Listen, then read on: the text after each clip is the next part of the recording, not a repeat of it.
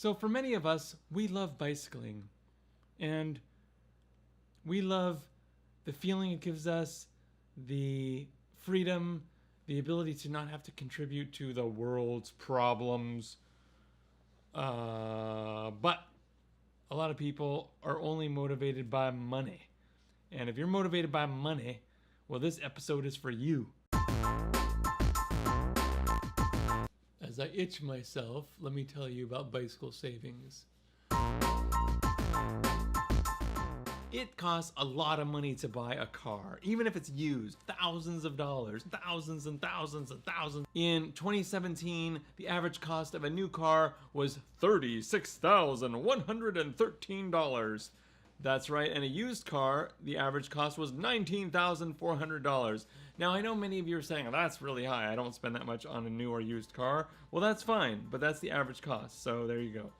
When you buy a bicycle, how much does it cost? Well, the average cost for a bicycle by mass merchant type things was $82 for a new bicycle. Now, that is ridiculous. I would not spend that little amount of money on a bicycle because you want a good bicycle. But you can get one for under $100. That's the point. If you go to a sporting goods store or a little bit more of a specialty store, not the mass merchants like online or Target and things like that, then you will spend around $255. If you go to a bike shop, which I recommend, where you actually get a good bicycle, you're going to spend $714 on average if you bought one in 2014. Now, I actually bought 2 bicycles in 2015, so that's I actually spent more than $714 because I buy good bicycles that I want to last for decades. That doesn't even consider buying a used bicycle. Now, obviously, you can get a used bicycle for really cheap. You will actually pay for a new bicycle well within the first year of use. Car, $40,000. Bicycle, $700. I don't know why this isn't obvious to more people. The city's crowded. There's no room for cars. Get over it.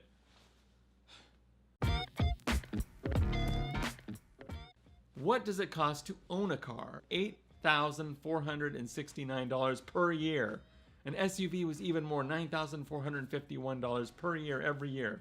And even an electric vehicle, which you think might be more economical because of gas savings, is still $8,439 every year.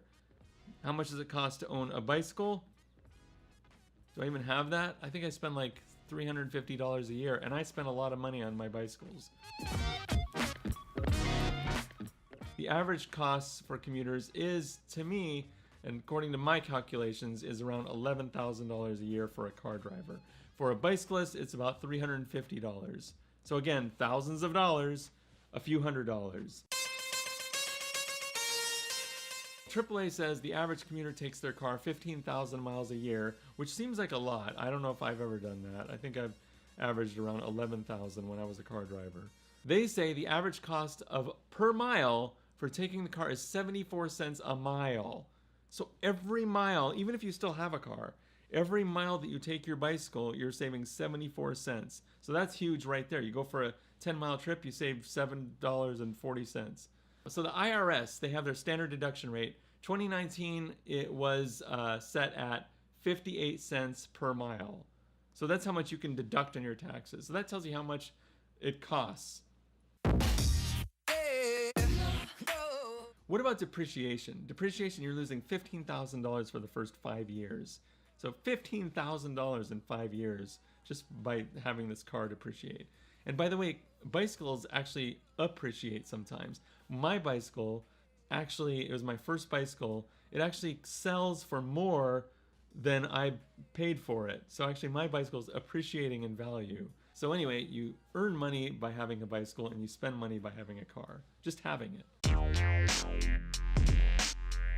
Fuel costs on average is about 11 to 12 cents per mile for cars. When you get into pickup trucks, it gets close to 14 cents per mile, which is pickup trucks tend to be one of the higher averages as far as like normal consumer level cars.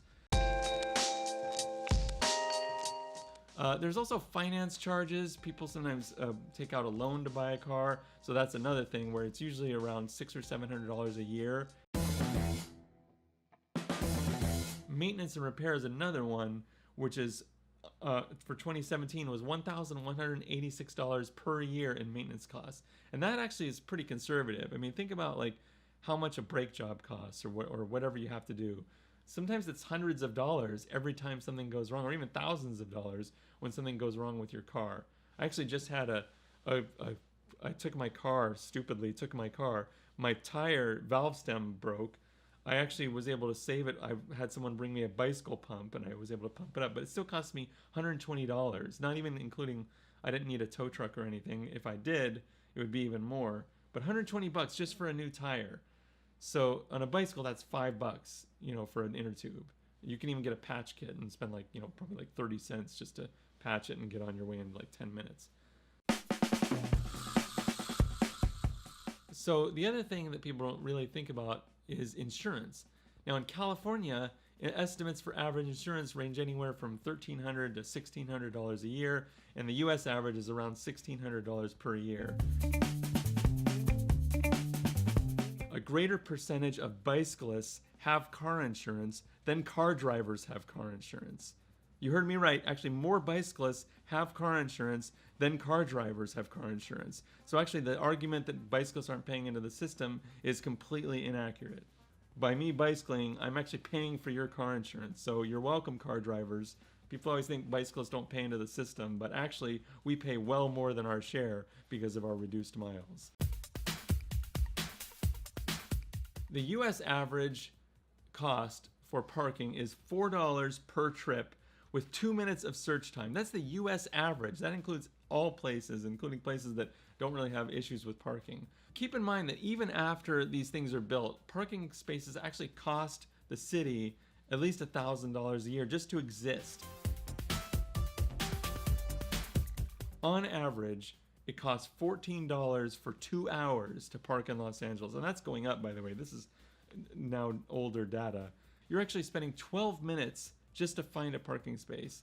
So that's 85 hours annually you are spending looking for parking. Is $1,785 every year that you could be like earning on the job or whatever. Real estate costs are greatly inflated because number one, the city loses a lot of real estate due to street parking and things like that. But number two, the amount of space that you're actually spending to put your car, let's say if you have a driveway or a carport or something, in New York, you could spend over $200,000 just for that one space. This is just for having a space on your property. So when you wonder why real estate costs so much, a lot of it is because people aren't willing to let go of their cars. The automobile infrastructure cost in the US is $160 billion every year, and that equates to $533 per person. And whether that's through taxes or whatever, you are paying for that. You are paying $533 per year on average. It actually costs $7 to $9 million for a city or a government entity to build a car road, compared to a bicycle road, which is $130,000. So $7 to $9 million compared to $130,000. So when people ask for a bike lane, just let them add the friggin' bike lane. It's only $100,000. It's a drop in the bucket compared to the massive millions and billions of dollars that are spent every year on car infrastructure for a system that really is not sustainable. Now, first of all, let's just talk about the fact that people don't go places because they don't want to deal with the car and the parking. In fact, studies have shown that 39% of drivers avoid shopping, which kills local businesses, just because they don't want to deal with driving. And in another study, 63% of people said, no, I'm not going shopping or to my location or wherever I want to go because they don't want to deal with parking. That's it. Not even the driving, but the parking. So local businesses, local economies, even your lifestyle is being greatly affected by all of this. So you can see here that it's more than just filling up the gas tank. You are spending a lot of money, not only every time you take your car somewhere, but actually bicyclists are spending a lot of money too, even when they don't take a car, because everybody's paying for cars. Everyone. So we really should think about how we can limit cars. We should get rid of them. We should have car shares. We should, get public transit. We should be taking bicycles. It's really a win-win for you and for everyone. There's no reason not to. And I know people are stuck. They think that they don't want to be sweaty and they're just lazy. But the more people learn about electric bicycles that you don't even have to work, and you can get a velomobile, you can get all these things, the more people realize what's possible, and the more people do it and get excited because they're getting endorphins, they're feeling good about themselves, the more we're going to get out of this hole that we're digging. We need to really think about how long do we want to support these giant things that are being transported, and do we really want them to take all our real estate, to kill all our citizens, to choke us with toxins? And even the clean ones, even the electric vehicles, they're still very big.